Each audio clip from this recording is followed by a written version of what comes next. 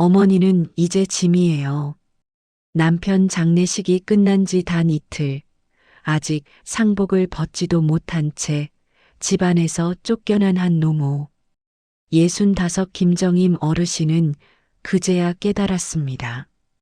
40년을 함께 살았던 이 집에서 자신은 이미 사라진 사람이 되었다는 것을.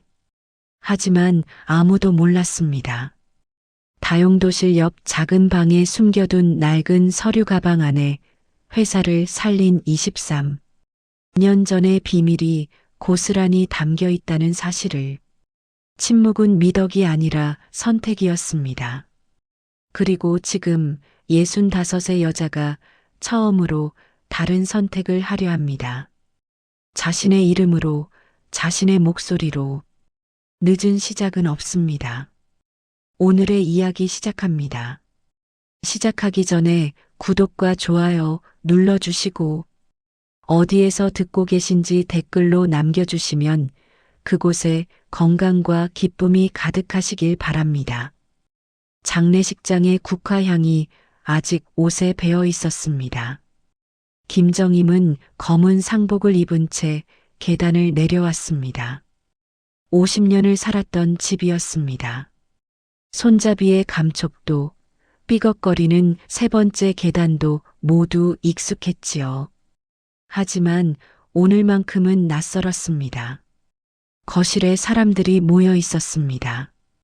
장남 성우, 며느리 수진, 차남 성진, 그리고 몇몇 친척들이었습니다. 어제까지만 해도 고개를 숙이고 조용히 울던 사람들이었지요. 하지만 지금은 달랐습니다. 탁자 위에는 부동산 앱이 켜진 스마트폰이 놓여 있었고 누군가는 계산기를 두드리고 있었습니다. 어머니, 내려오셨어요?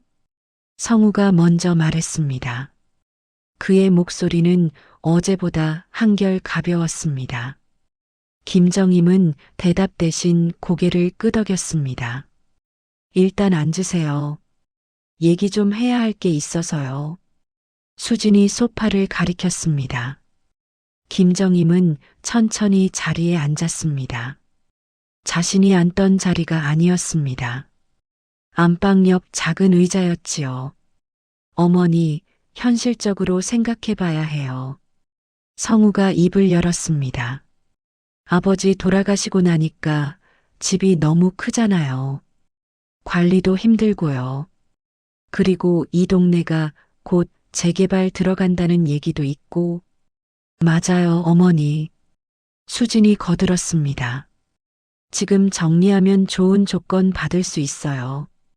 그리고 어머니 혼자 이 큰 집에서 지내시는 것도 위험하고요.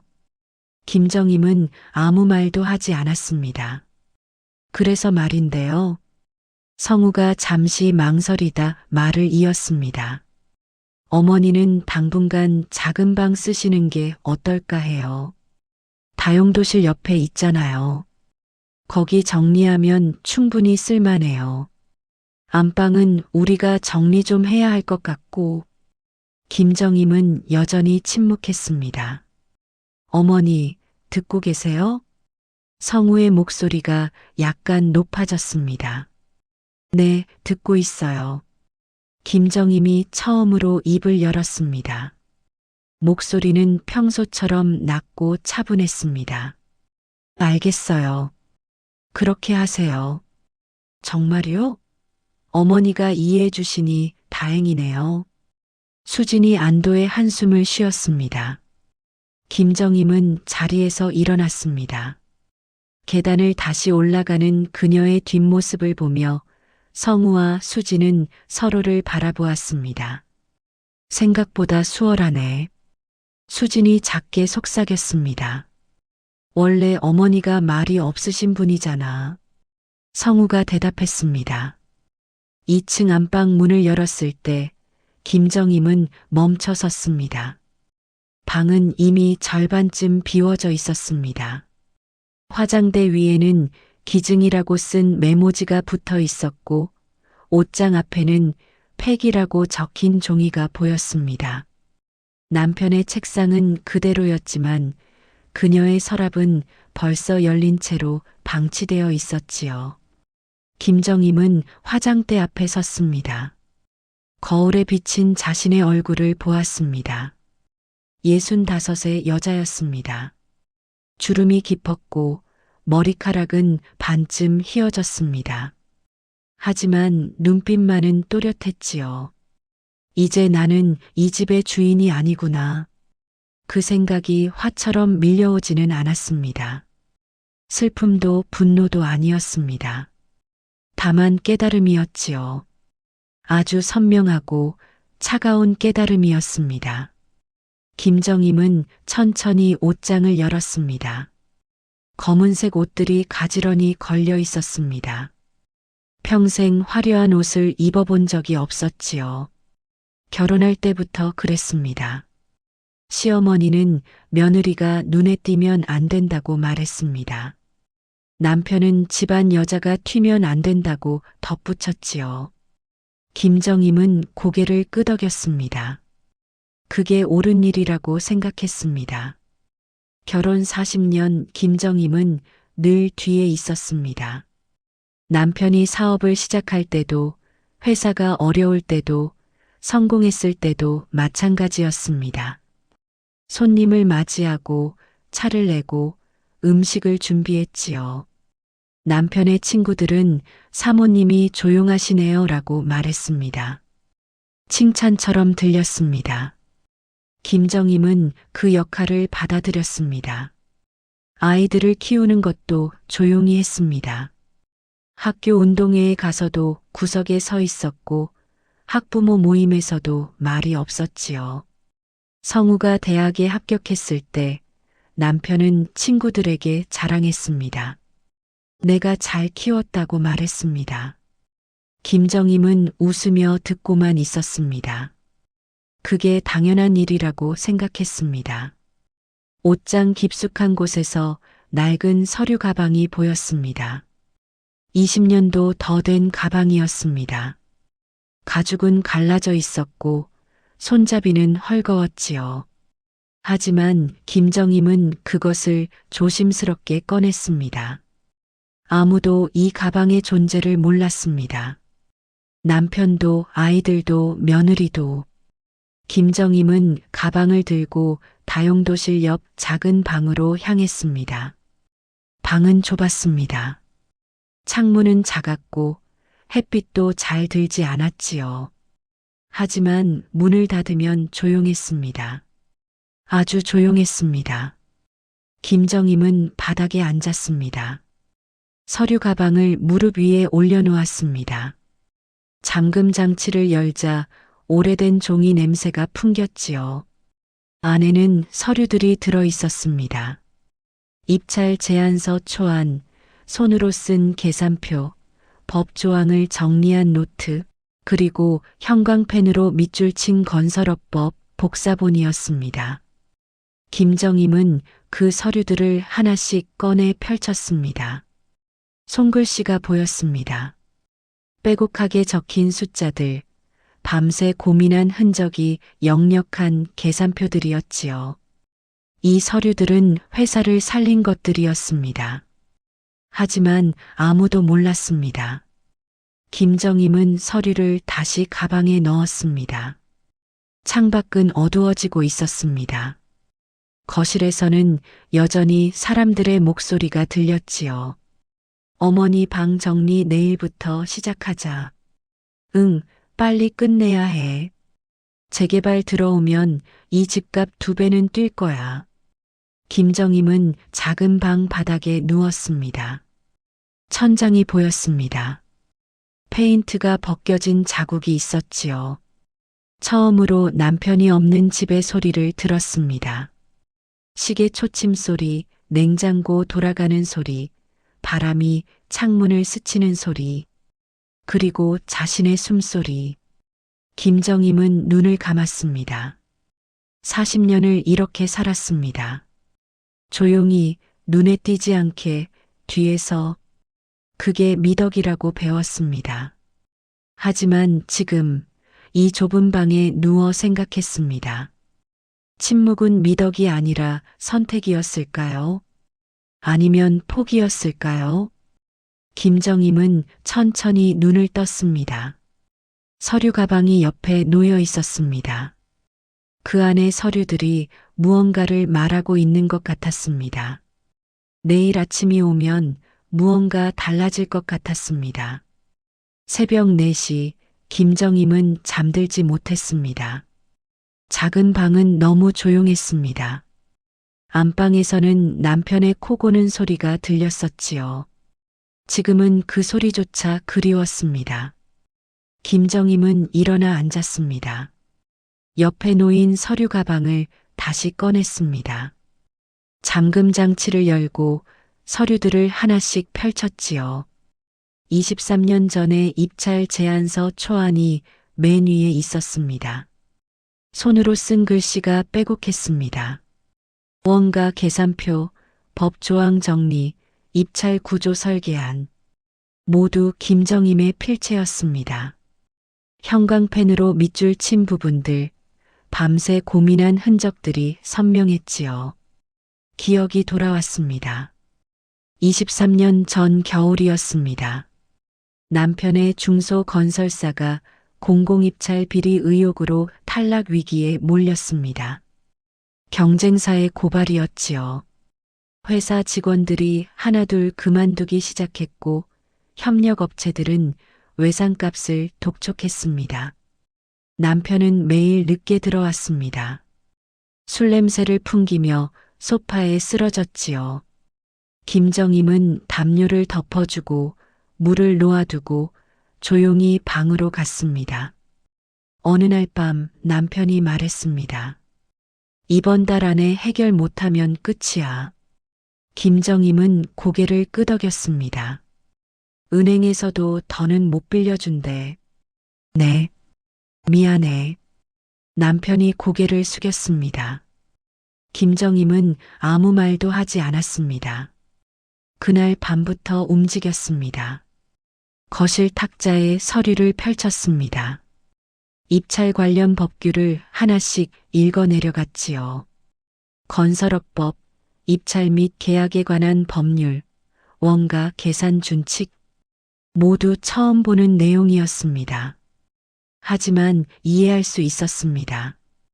김정임은 대학에서 회계학을 전공했습니다. 결혼 전까지 작은 회계사무소에서 일했지요. 숫자를 다루는 일이 익숙했습니다. 밤마다 계산했습니다. 원가 구조를 다시 짰습니다. 어디서 비용을 줄일 수 있는지, 어떤 항목을 재배치해야 하는지 하나씩 찾아냈지요. 법 조항을 대조하며 새로운 입찰 방식을 설계했습니다. 일주일이 지났습니다. 김정임은 거의 잠을 자지 않았습니다. 눈 밑에 다크서클이 생겼고 손목이 아팠지요. 하지만 멈출 수 없었습니다. 새벽 4시 마지막 페이지를 정리했습니다. 김정임은 서류를 깨끗하게 다시 작성했습니다. 남편이 보기 쉽게 목차를 만들고 중요한 부분에 형광펜을 칠했지요. 아침이 되었습니다. 남편이 일어나 거실로 나왔습니다. 탁자 위에 놓인 서류 뭉치를 보고 멈춰 섰지요. 이게 뭐야? 입찰 서류요. 김정임이 대답했습니다. 당신이? 네. 남편은 서류를 집어들었습니다. 첫 장을 넘겼습니다. 두 번째 장을 넘겼지요. 표정이 변했습니다. 이걸 다 당신이 했어? 네. 남편은 계속 서류를 넘겼습니다. 5분쯤 지났을까요? 남편이 천천히 고개를 들었습니다. 대단한데. 김정임은 대답하지 않았습니다. 이거면 충분히 승산 있어. 남편의 목소리에 희망이 섞였습니다. 정말 대단해, 당신. 김정임은 작게 미소 지었습니다. 하지만 남편은 잠시 생각에 잠겼습니다. 서류를 다시 내려다보며 말했지요. 그런데 말이야. 네. 이걸 당신 이름으로 제출하면 어떻게 될까? 김정임은 남편을 바라보았습니다. 여자 이름으로 입찰 서류 내면 사람들이 뭐라고 할지 몰라. 건설업계가 아직 그래. 여자가 전면에 나서면 오히려 불리할 수도 있어. 남편의 목소리는 조심스러웠습니다. 그리고 지금 비리 의혹 때문에 민감한 상황이잖아.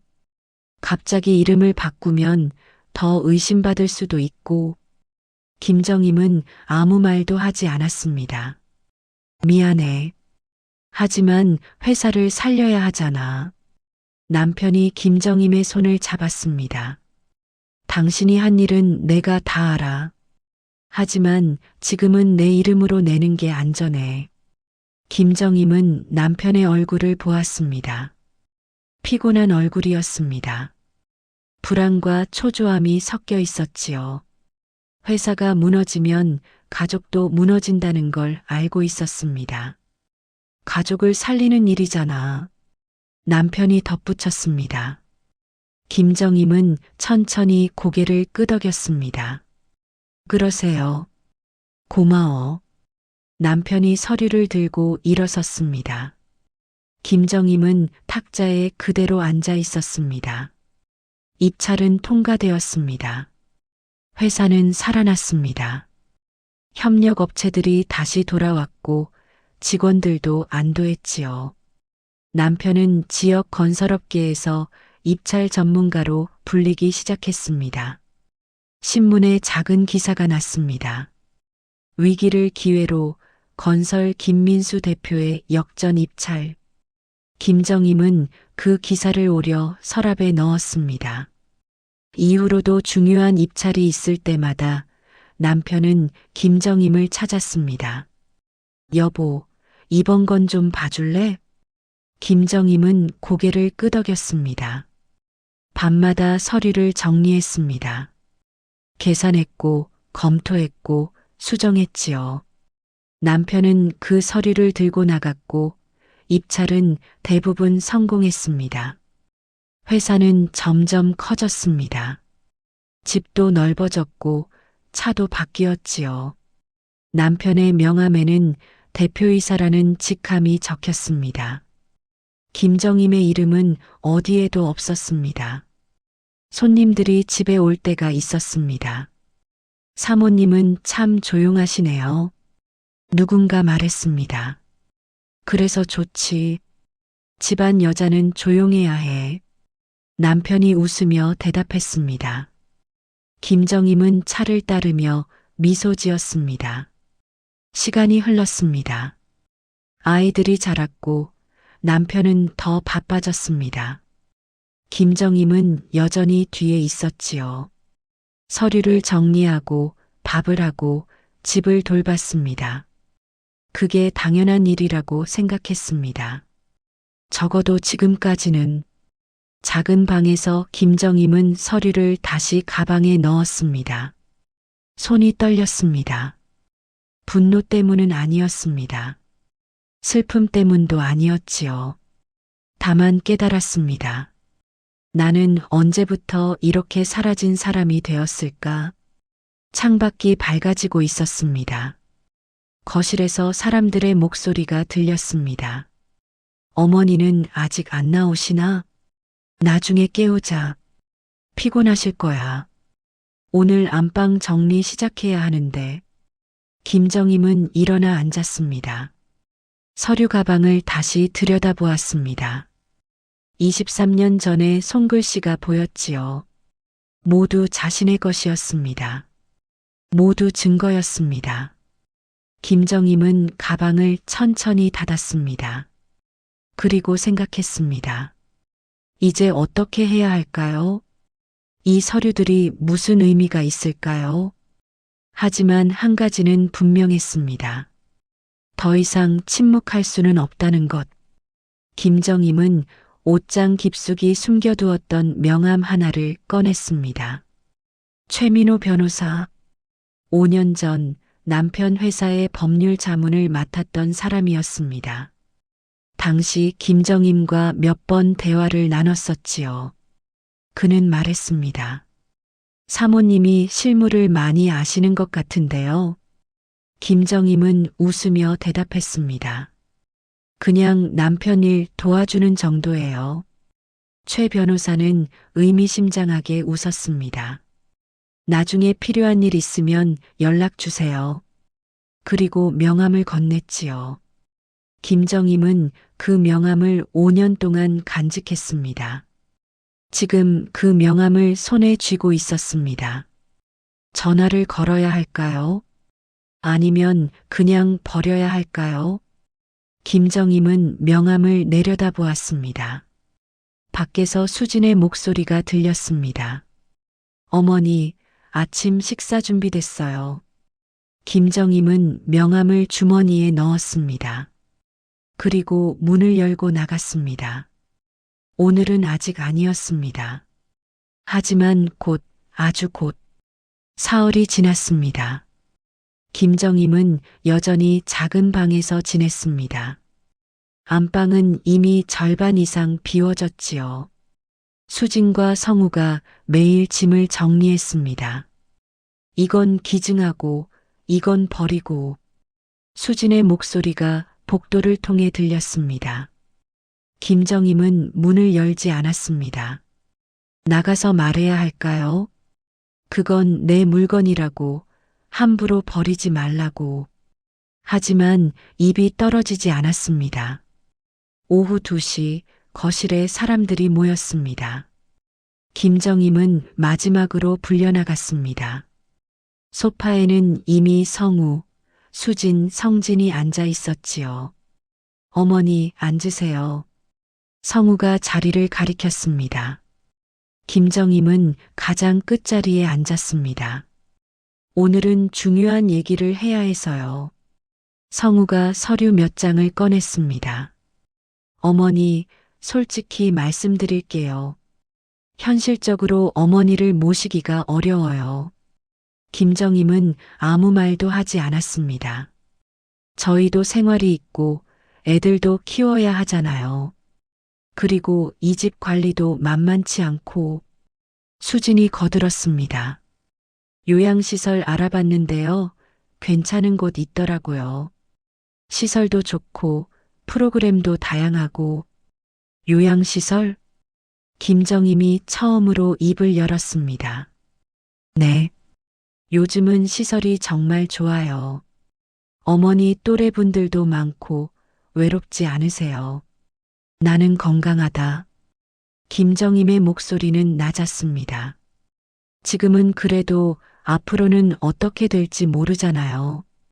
성우가 말했습니다. 그리고 주소 이전 문제도 있어요.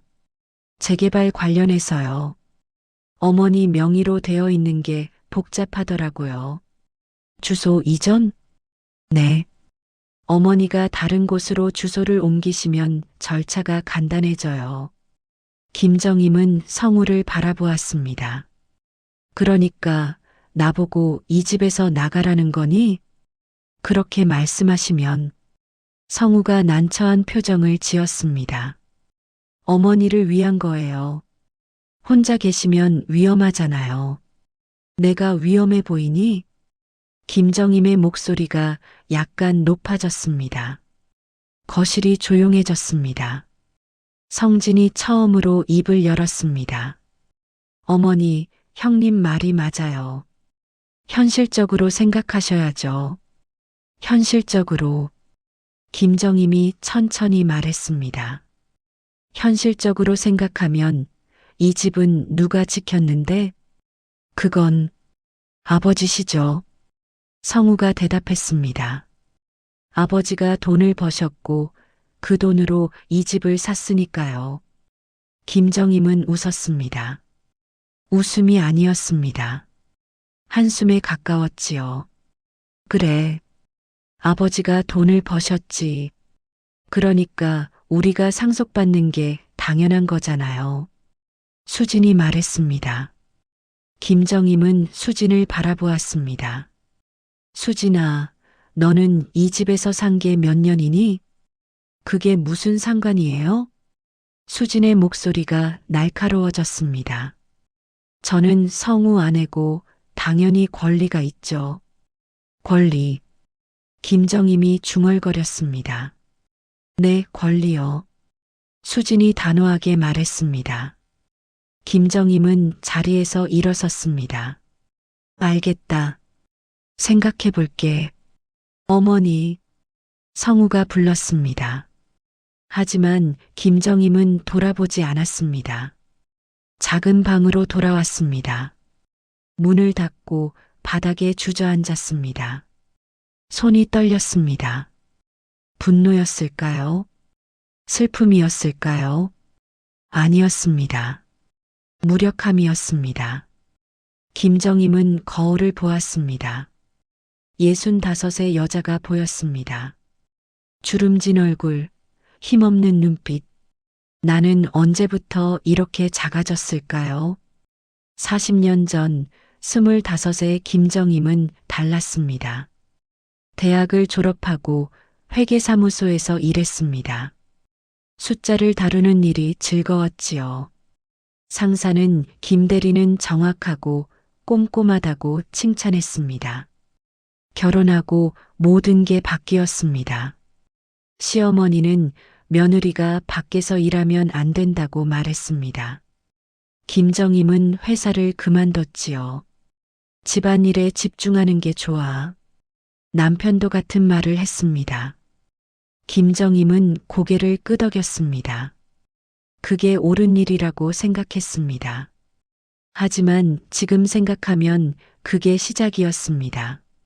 사라지기 시작한 순간, 김정임은 서류 가방을 다시 꺼냈습니다. 23년 전의 서류들이 들어 있었습니다.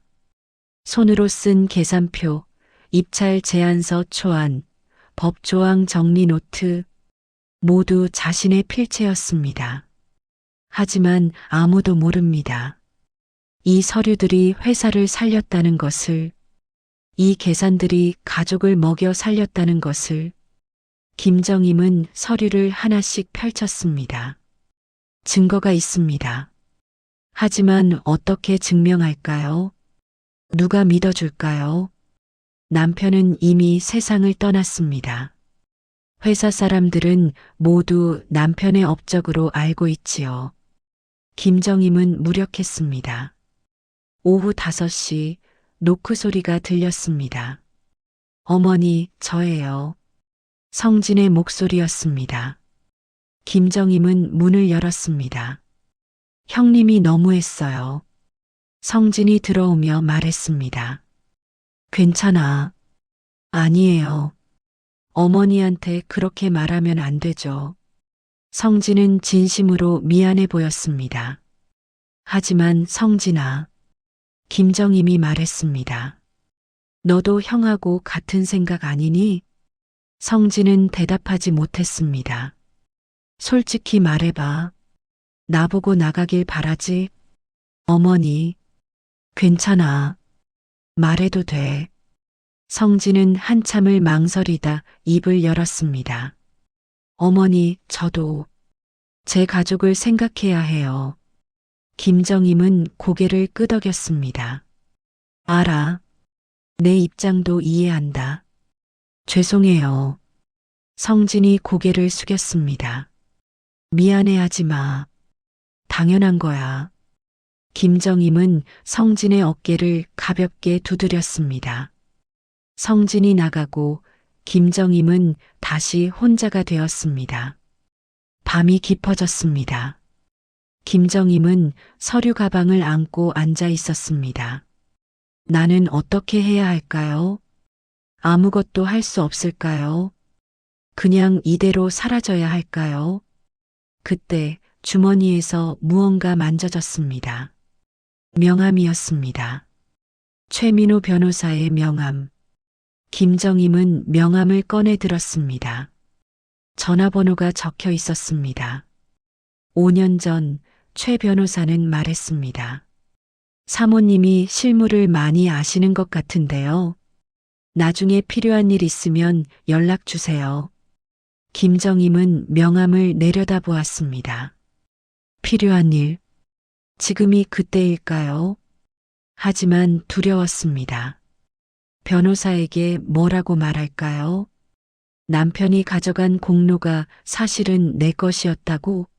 증거도 제대로 없는데? 김정임은 명함을 다시 주머니에 넣으려 했습니다. 그때였습니다. 거실에서 목소리가 들렸습니다. 내일 부동산 중개인 오기로 했어. 성우의 목소리였습니다. 빨리 진행하는 게 좋겠어. 어머니가 계속 버티시면 곤란하거든. 그러게. 요양시설도 빨리 알아봐야겠어. 수진의 목소리였습니다. 김정임은 명함을 다시 꺼냈습니다. 손이 떨렸습니다. 하지만 이번에는 두려움 때문이 아니었습니다. 결심 때문이었습니다. 김정임은 휴대전화를 꺼냈습니다. 번호를 눌렀습니다. 신호음이 울렸습니다. 한 번, 두 번, 세 번. 여보세요? 최민호 변호사의 목소리가 들렸습니다. 김정임은 숨을 깊이 들이마셨습니다. 변호사님, 저 김정임입니다. 아, 사모님. 오랜만이십니다. 변호사님. 김정임의 목소리는 떨렸지만 분명했습니다. 제가 한 일을 증명하고 싶습니다. 전화 너머로 짧은 침묵이 흘렀습니다. 자세한 얘기를 들어야 할 것 같은데요. 내일 사무실로 오실 수 있으세요?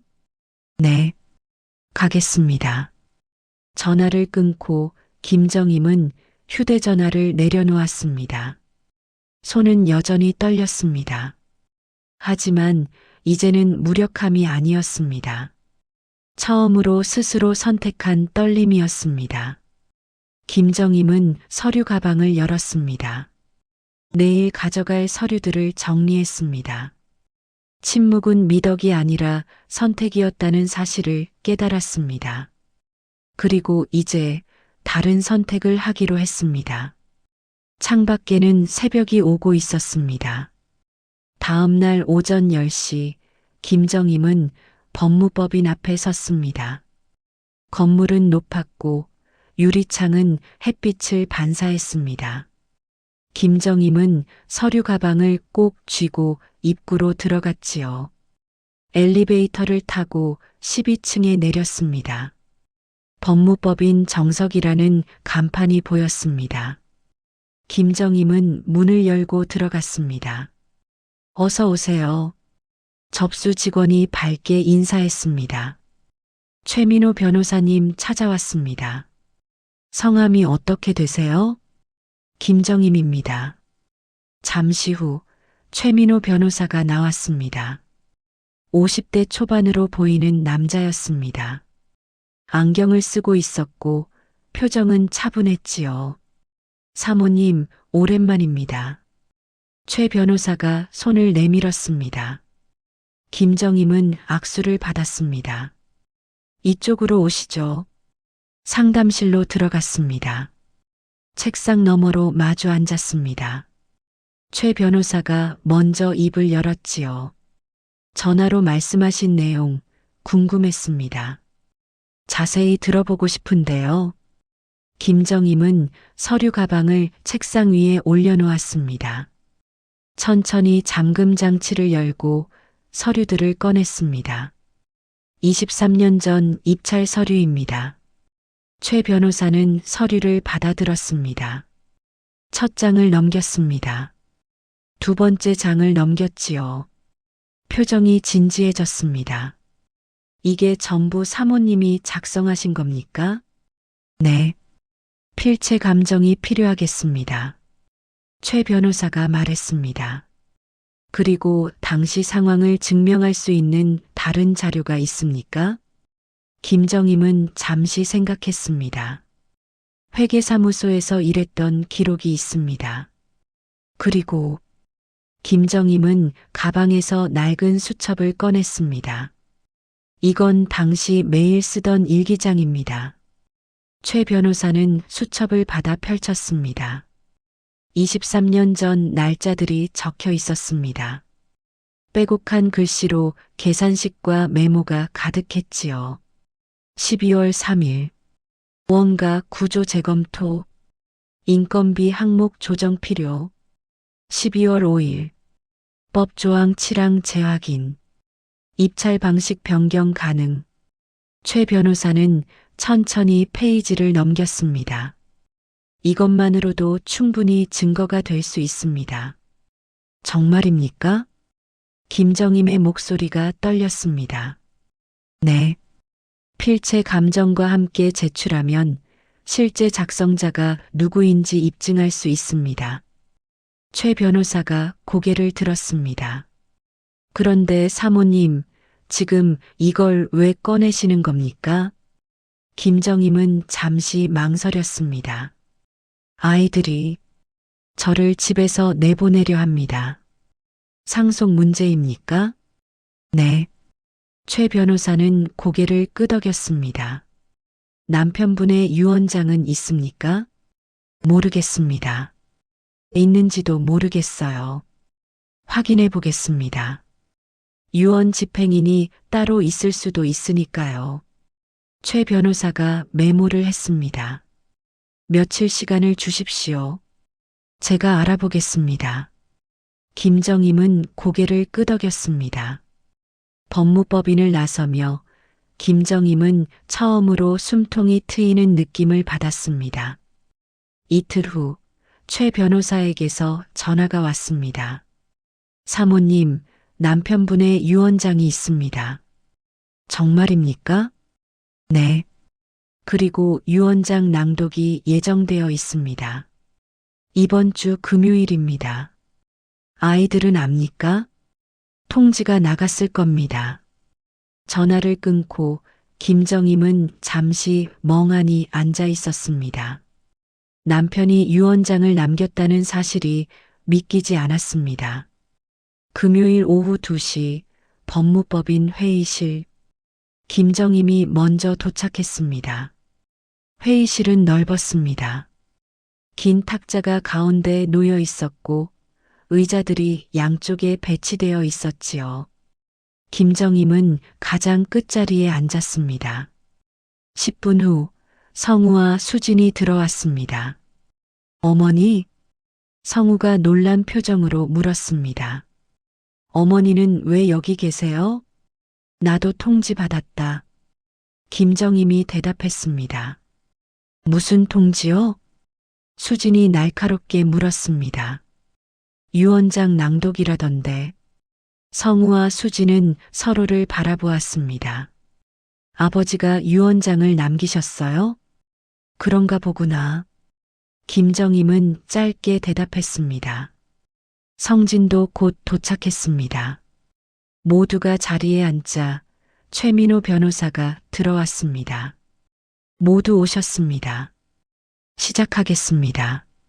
최 변호사는 서류 봉투를 꺼냈습니다.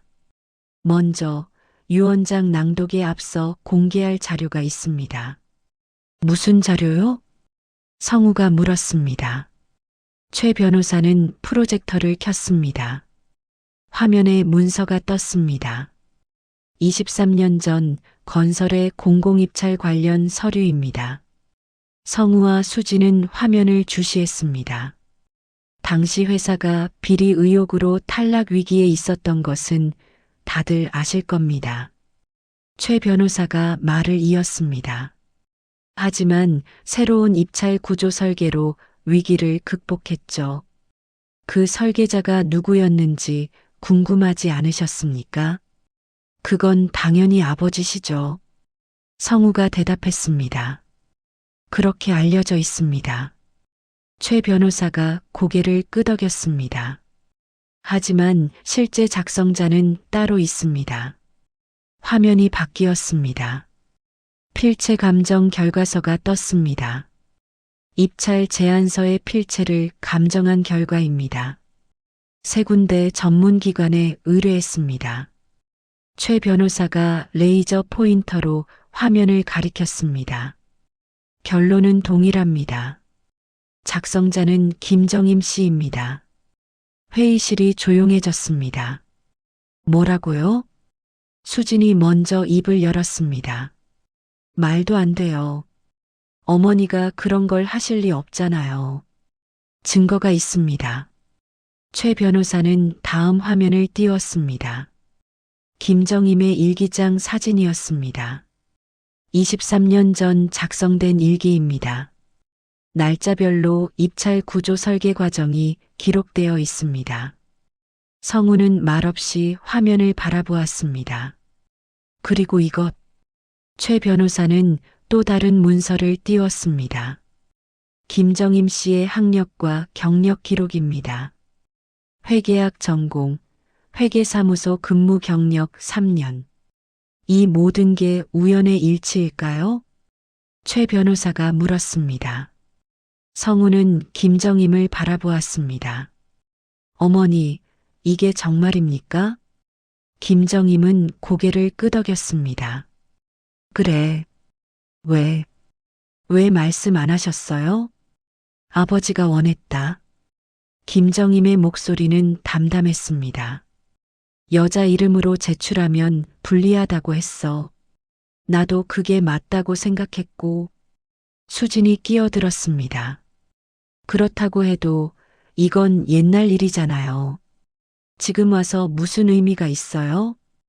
의미는 있습니다. 최 변호사가 말했습니다. 이제 유언장을 낭독하겠습니다. 최 변호사는 봉투를 열었습니다. 종이를 꺼내 펼쳤지요. 고인 김민수 씨의 유언입니다. 나 김민수는 본 유언장을 통해 다음과 같이 의사를 밝힌다. 최 변호사가 읽기 시작했습니다. 첫째, 건설의 입찰 관련 모든 설계와 구조는 아내 김정임의 작업물임을 인정한다. 성우의 얼굴이 굳어졌습니다. 둘째, 해당 입찰로 발생한 모든 수익과 권리는 김정임에게 귀속된다.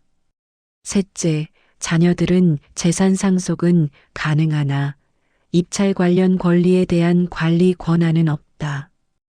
회의실이 숨죽인 듯 조용했습니다. 넷째, 김정임은 본인이 원하는 대로 재산과 권리를 처분할 수 있다. 최 변호사가 서류를 내려놓았습니다. 이상입니다. 성우는 고개를 숙였습니다. 수지는 믿을 수 없다는 표정으로 김정임을 바라보았지요. 이건 말이 안 돼요. 수진이 떨리는 목소리로 말했습니다. 시아버님이 왜 갑자기가 아닙니다. 최 변호사가 끼어들었습니다. 이 유언장은 3년 전에 작성되었습니다. 고인은 오래전부터 준비하셨던 겁니다. 김정임은 처음으로 고개를 들었습니다. 회의실 사람들의 시선이 그녀에게 쏠렸지요. 놀람, 당혹, 그리고 뒤늦은 두려움이 섞여 있었습니다. 김정임은 천천히 자리에서 일어났습니다. 너희 아버지는 알고 있었구나. 김정임의 목소리는 낮았지만 분명했습니다. 내가 한 일을, 내가 바친 시간을. 성우는 대답하지 못했습니다. 나는 괜찮다고 생각했어. 뒤에 있어도 이름이 없어도. 김정임은 서류 가방을 들었습니다. 하지만 너희 아버지는 미안했나 보구나. 어머니. 성우가 입을 열었습니다. 저희가 몰랐습니다. 알았어도 달라졌을까? 김정임이 물었습니다. 성우는 대답하지 못했습니다. 김정임은 회의실 문을 향해 걸어갔습니다. 문을 열기 전 뒤를 돌아보았지요. 나는 너희 아버지의 그림자가 아니었다. 그 말을 남기고 김정임은 밖으로 나갔습니다. 복도는 조용했습니다. 김정임은 엘리베이터를 기다리며 서 있었습니다. 손은 떨리지 않았습니다. 마음도 흔들리지 않았지요. 처음으로 자신의 이름으로 불린 순간이었습니다. 유언장 낭독이 끝난 다음 날, 김정임은 집으로 돌아왔습니다. 거실은 여전히 어수선했습니다. 정리되다 만 짐들이 여기저기 놓여 있었지요. 하지만 아무도 없었습니다. 성우와 수지는 어제 이후 집에 오지 않았습니다. 성진도 마찬가지였지요. 김정임은 천천히 2층으로 올라갔습니다. 안방 문을 열었습니다. 반쯤 비워진 방이었습니다. 화장대에는 여전히 기증이라는 메모지가 붙어 있었지요. 김정임은 그 메모지를 떼어냈습니다. 하나씩 천천히. 옷장 앞에 팩이라는 종이도 떼어냈습니다. 그리고 짐을 다시 제자리에 놓기 시작했습니다. 오전 내내 방을 정리했습니다. 오후가 되자 노크 소리가 들렸습니다. 김정임은 계단을 내려가 문을 열었습니다. 성우가 서 있었습니다. 혼자였습니다. 수지는 없었지요. 어머니. 성우가 먼저 입을 열었습니다. 들어와라. 김정임이 문을 열어주었습니다. 거실로 들어온 성우는 소파에 앉지 않았습니다. 서 있었지요. 어머니, 죄송합니다. 뭐가? 몰랐습니다. 정말 몰랐어요. 성우의 목소리는 떨렸습니다. 어머니가 그런 일을 하셨는지, 아버지 회사를 살리신 게 어머니였는지, 김정임은 성우를 바라보았습니다. 알았으면 달라졌을까? 성우는 대답하지 못했습니다. 솔직히 말해봐. 알았어도 똑같이 했을 거 아니니? 그건 요양시설 얘기하고 주소 이전 얘기하고 작은 방으로 보내고. 김정임의 목소리는 담담했습니다. 성우는 고개를 숙였습니다. 죄송합니다. 미안하다고 하지 마. 너도 내 가족 생각한 거잖아. 하지만 나도 이해한다. 현실적으로 생각하면 그럴 수 있어. 김정임은 성우의 어깨를 가볍게 두드렸습니다. 하지만 성우야, 내 어머니, 나도 이제 내 삶을 살아야겠다. 성우는 고개를 들었습니다. 무슨 말씀이세요? 이 집 정리할 거야. 어머니가요? 응. 재개발 들어오기 전에 팔고 나는 다른 곳으로 갈 거야. 성우는 놀란 표정을 지었습니다. 어디로 가시려고요? 아직 정하지 않았어. 조용한 곳으로 가려고. 혼자요? 응. 김정임은 고개를 끄덕였습니다. 너희는 너희 목 챙겨라. 아버지가 남긴 거. 어머니, 나는 내 권리로 내가 할 일 찾을 거야. 성우는 한참을 말없이 서 있었습니다. 제가 도와드릴 수 있는 게 있을까요? 없다. 김정임은 짧게 대답했습니다. 혼자 할 수 있어. 성우는 천천히 고개를 숙였습니다. 어머니, 정말 죄송합니다. 그만 가봐라. 성우는 더 이상 말하지 않았습니다. 문을 나서며 한 번 더 뒤를 돌아보았지만 김정임은 이미 계단을 올라가고 있었습니다. 한 달 후, 김정임은 집을 팔았습니다. 재개발 이익까지 합쳐 예상보다 좋은 가격을 받았지요. 성우와 성진에게는 아버지 명의의 재산을 나눠주었습니다. 입찰 관련 권리는 김정임이 가져갔습니다. 최민호 변호사의 도움으로 모든 절차를 마쳤습니다. 앞으로 계획이 어떻게 되십니까? 최 변호사가 물었습니다. 바닷가로 갈 겁니다. 바닷가요? 조용한 곳이요. 오래전부터 가고 싶었던 곳입니다. 김정임은 작게 미소 지었습니다. 거기서 무얼 하실 건데요? 아직은 모르겠어요. 하지만 뭔가 할 수 있을 것 같습니다. 2개월 후, 김정임은 작은 바닷가 도시에 도착했습니다. 집은 크지 않았습니다. 방 2개, 거실 하나, 작은 부엌이 있었지요. 창문을 열면 바다가 보였습니다. 짐을 풀고 방을 정리하고 책상을 놓았습니다. 서류 가방은 책상 옆에 두었습니다. 첫 주는 조용히 보냈습니다. 아침에 일어나 산책을 했습니다. 바닷가를 걸으며 파도 소리를 들었지요. 오후에는 책을 읽거나 창밖을 바라보았습니다. 누구도 찾지 않았습니다. 전화도 거의 오지 않았지요. 하지만 외롭지 않았습니다. 둘째 주부터 동네 사람들과 인사를 나누기 시작했습니다. 슈퍼마켓 주인 아주머니, 카페 사장님, 산책길에서 만나는 할머니들. 새로 이사 오셨어요? 네, 서울에서 왔습니다. 여기는 조용해서 좋죠? 네, 그래서 왔어요. 셋째 주 동네 복지관에 들렀습니다. 공고판에 여러 강좌 안내문이 붙어 있었습니다. 요가, 서예, 노래교실, 그리고 맨 아래에 작은 종이가 하나 붙어 있었지요. 중소기업 경영 상담 필요하신 분? 김정임은 그 종이를 자세히 읽었습니다. 동네에서 작은 가게를 운영하는 사람들을 위한 무료 상담이었습니다. 세무, 회계, 경영 관련 도움이 필요한 분들을 위한 모임이었지요. 김정임은 복지관 사무실로 갔습니다. 이 모임 제가 도와드릴 수 있을까요? 담당자는 놀란 표정을 지었습니다. 정말요? 혹시 관련 경력이 있으세요? 회계를 전공했고 실무 경험도 있습니다.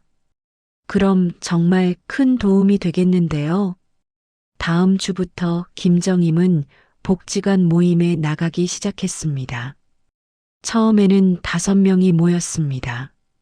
작은 음식점을 운영하는 아주머니, 철물점 사장님, 세탁소를 하는 할아버지, 꽃집 주인, 그리고 작은 공장을 운영하는 중년 여성. 세금 신고가 너무 어려워요. 음식점 아주머니가 말했습니다. 장부를 어떻게 정리해야 할지 모르겠어요. 꽃집 주인이 덧붙였습니다. 김정임은 하나씩 설명했습니다. 장부 정리 방법, 세금 신고 절차, 원가 계산 방법. 어렵지 않게 천천히 이해할 수 있도록.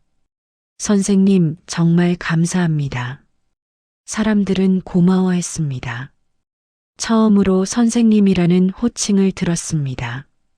낯설었지만 나쁘지 않았습니다. 석 달 후 모임은 15명으로 늘었습니다. 소문이 퍼진 것이었지요. 김 선생님한테 가면 도움 받을 수 있다더라. 사람들은 서류를 들고 찾아왔습니다. 김정임은 거절하지 않았습니다. 하나씩 천천히 같이 풀어나갔지요. 어느 날 공장을 운영하는 중년 여성이 물었습니다. 선생님, 이런 일을 오래 하셨어요? 김정임은 잠시 생각했습니다.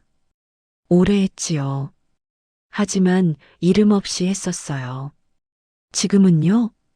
지금은 제 이름으로 합니다. 여성은 고개를 끄덕였습니다. 그게 맞죠. 자기 이름으로 해야죠. 봄이 왔습니다. 김정임은 매일 아침 바닷가를 걸었습니다. 파도는 여전히 밀려왔고 갈매기는 울었지요.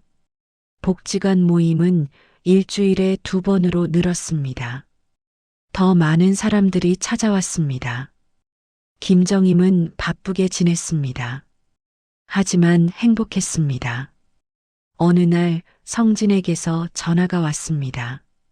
어머니, 잘 지내세요? 그래, 잘 지내고 있다. 형이 어머니 걱정 많이 해요. 걱정하지 말라고 해라.